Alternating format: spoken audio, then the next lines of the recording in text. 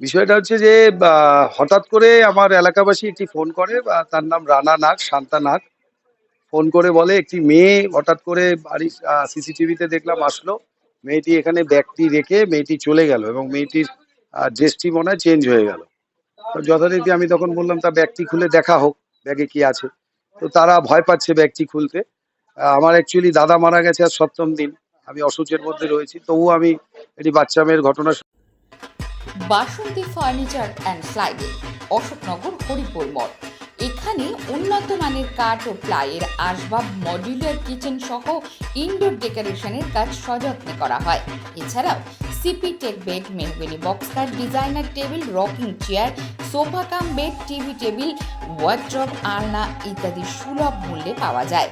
মনে রাখবেন, উন্নত মানের আসবাব মানেই বাসন্তী ফার্নিচার অ্যান্ড স্লাইডিং। ঠিকানা হরিপুর মোড়, প্রযত্নে পরিমলবালা, উত্তর ২৪ পরগনা।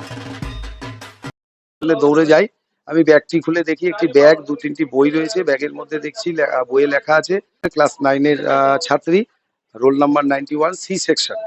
আমি সরাসরি তখন লাইভে এসে যোগাযোগ করার চেষ্টা করি। তাতে জানতে পারি মেয়েটির মা তার গায়ে এমনভাবে অ্যাসিড ছুঁড়েছে এবং তার পায়েও ছুঁড়েছে। আমি ব্যাগের মধ্যে অ্যাসিডের বোতলটা পাই, আমি বুঝতে পারিনি। আমি ভেবেছি ফেন্সিডিল টাইপের নেশা আছে, সেটা বোধহয়। তো আমি সেটা ধরতে গিয়ে বোতলটা খুলতে গেছি, টোটাল বোতলের আমার হাতে পড়ে গিয়ে আমার হাতগুলো পুড়ে যায়। সঙ্গে সঙ্গে আমি প্রাথমিক ট্রিটমেন্ট করাতে আমার হাতটা এখন ভালো আছে, কিন্তু হাতটা খুব জ্বলছে। যাই হোক, এটা কোনো ম্যাটার না, এটা বিষয় না। সর্বোপরি প্রশাসন সঙ্গে সঙ্গে জানাই, দ্রুততার সঙ্গে অশোকনগর পুলিশ প্রশাসন কাজ করেছে, তাকে ধন্যবাদ জানাই।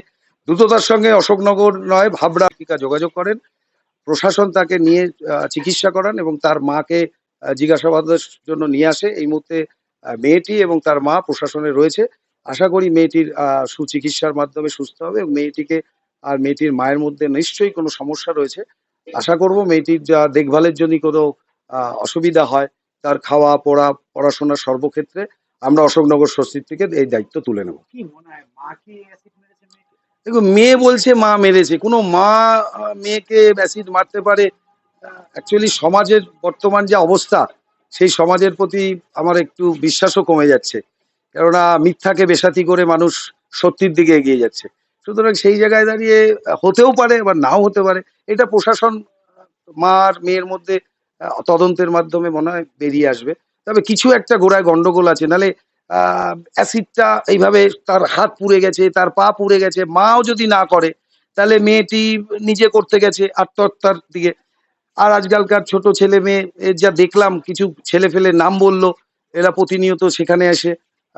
সেই ছেলেগুলোর সঙ্গে মেয়েটির যোগাযোগ আছে। এবার সেই ছেলেটির সাথে মেয়েটির কোনো ঘটনা ঘটেছে কিনা, এগুলো তো তদন্তের ব্যাপার, এগুলো তো প্রশাসন দেখবে। আমি তো একজন সাধারণ নাগরিক। পুলিশ কি নিয়ে গেছে তাকে? হ্যাঁ, পুলিশ তাকে কাদেরকে? মানে মাকে আর মেয়েকে? হ্যাঁ, হ্যাঁ, হ্যাঁ। মা এই মুহূর্তে থানায় আছে, মেয়েটিও থানায় আছে, চিকিৎসা করেছে। প্রাথমিক অশোকনগর স্টেট জেনারেল হাসপাতালেও চিকিৎসা দিয়েছে। তারপরে যদি তার ভালো চিকিৎসার দরকার পড়ে, আমরা অশোকনগর স্বস্তির থেকে তার চিকিৎসার ব্যবস্থা নেব বা তার সমস্ত কিছু দায়িত্ব নিতে রাজি আছি, সে যেভাবেই হোক। আপনার নাম?